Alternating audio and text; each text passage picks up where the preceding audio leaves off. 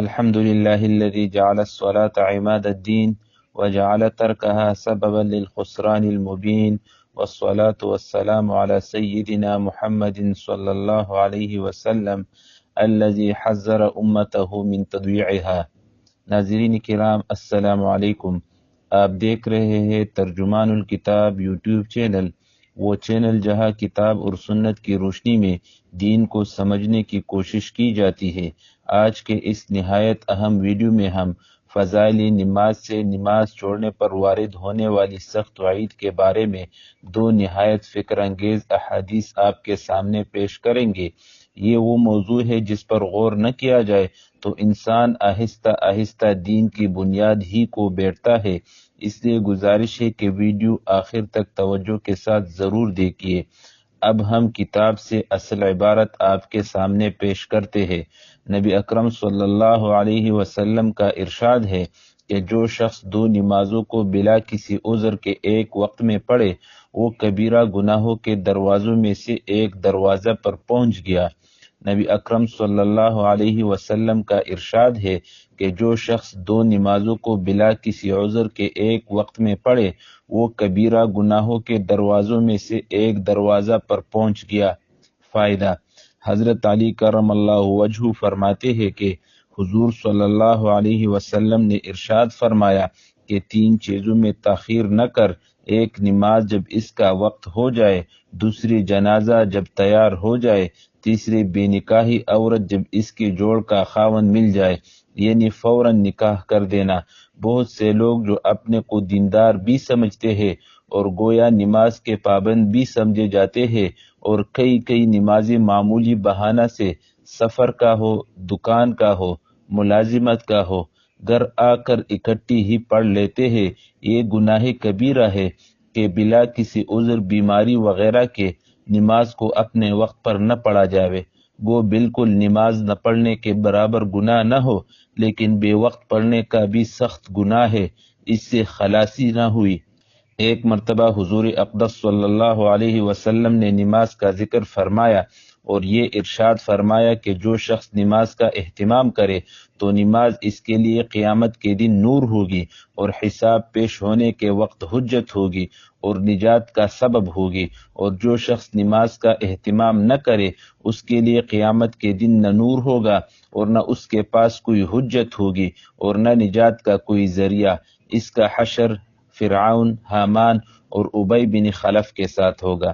ایک مرتبہ حضور اقدس صلی اللہ علیہ وسلم نے نماز کا ذکر فرمایا اور یہ ارشاد فرمایا کہ جو شخص نماز کا اہتمام کرے تو نماز اس کے لیے قیامت کے دن نور ہوگی اور حساب پیش ہونے کے وقت حجت ہوگی اور نجات کا سبب ہوگی، اور جو شخص نماز کا اہتمام نہ کرے اس کے لیے قیامت کے دن نہ نور ہوگا اور نہ اس کے پاس کوئی حجت ہوگی اور نہ نجات کا کوئی ذریعہ۔ اس کا حشر فرعون، حامان اور ابی بن خلف کے ساتھ ہوگا۔ فائدہ: فرعون کو تو ہر شخص جانتا ہے کہ کس درجے کا کافر تھا، حتیٰ کہ خدائی کا دعویٰ کیا تھا، اور حامان اس کے وزیر کا نام ہے، اور ابی بن خلف مکہ کے مشرکین میں سے بڑا دشمن اسلام تھا۔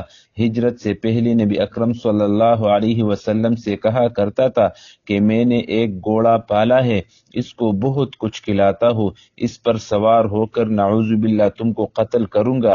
حضور صلی اللہ علیہ وسلم نے ایک مرتبہ اس سے فرمایا تھا کہ انشاءاللہ میں ہی تجھ کو قتل کروں گا۔ احد کی لڑائی میں وہ حضور اقدس صلی اللہ علیہ وسلم کو تلاش کرتا پھرتا تھا اور کہتا تھا کہ اگر وہ آج بچ گئے تو میری خیر نہیں۔ چنانچہ حملہ کے ارادہ سے وہ حضور صلی اللہ علیہ وسلم کے قریب پہنچ گیا۔ صحابہ رضی اللہ عنہم نے ارادہ بھی فرمایا کہ دور ہی سے اس کو نمٹا دے۔ حضور صلی اللہ علیہ وسلم نے ارشاد فرمایا کہ آنے دو۔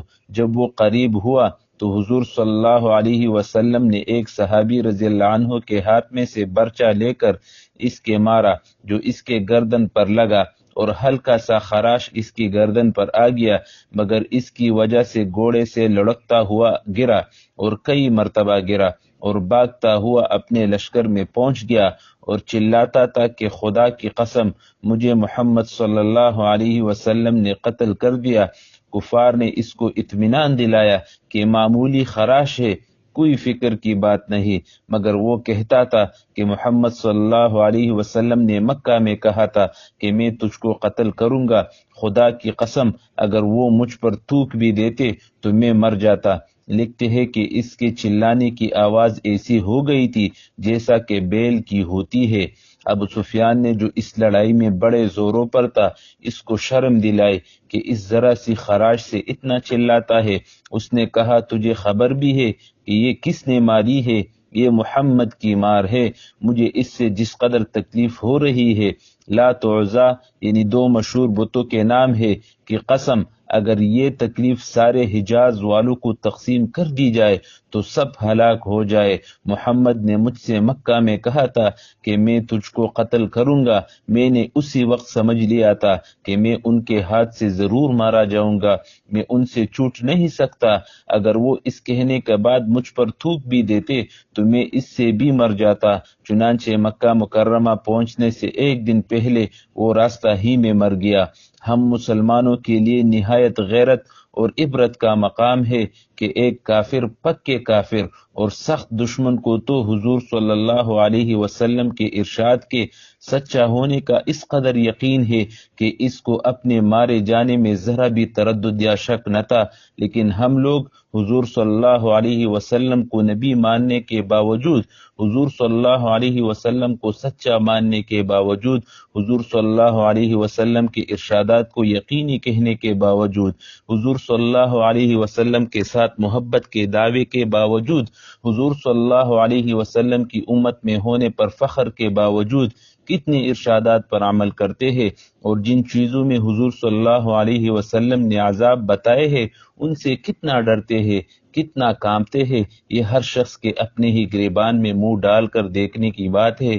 کوئی دوسرا کسی کے متعلق کیا کہہ سکتا ہے؟ ابن حجر رحمۃ اللہ علیہ نے کتاب الزواجر میں قارون کا بھی فرعون وغیرہ کے ساتھ ذکر کیا ہے اور لکھا ہے کہ ان کے ساتھ حشر ہونے کی یہ وجہ ہے کہ اکثر انہی وجوہ سے نماز میں سستی ہوتی ہے جو ان لوگوں میں پائی جاتی تھی، پس اگر اس کی وجہ مال و دولت کی کثرت ہے تو قارون کے ساتھ حشر ہوگا، اور اگر حکومت و سلطنت ہے تو فرعون کے ساتھ، اور وزارت یعنی ملازمت یا مصاحبت ہے تو حامان کے ساتھ، اور تجارت ہے تو ابی بن خلف کے ساتھ۔ اور جب ان لوگوں کے ساتھ اس کا حشر ہو گیا تو پھر جس قسم کے بھی عذاب احادیث میں وارد ہوئے، خواہ وہ حدیث متکلم فی ہو، ان میں کوئی اشکال نہیں رہا کہ جہنم کے عذاب سخت سے سخت ہے۔ البتہ یہ ضرور ہے کہ اس کو اپنے ایمان کی وجہ سے ایک نہ ایک دن ان سے خلاصی ہو جائے گی اور وہ ہمیشہ کے لیے اس میں رہیں گے، لیکن خلاصی ہونے تک کا یہ زمانہ کیا کچھ ہنسی کھیل ہے؟ نہ معلوم کتنے ہزار برس ہوں گے۔ لا الہ الا انت سبحانک انا کنا من الظالمین۔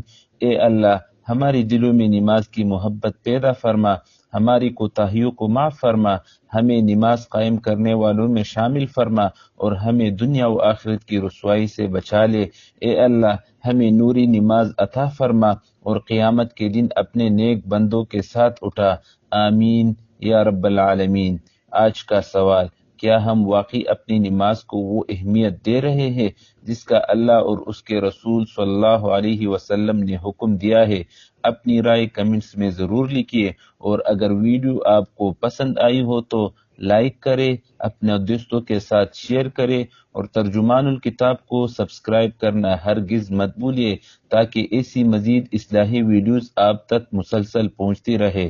جزاکم اللہ خیرہ، والسلام علیکم ورحمۃ اللہ وبرکاتہ۔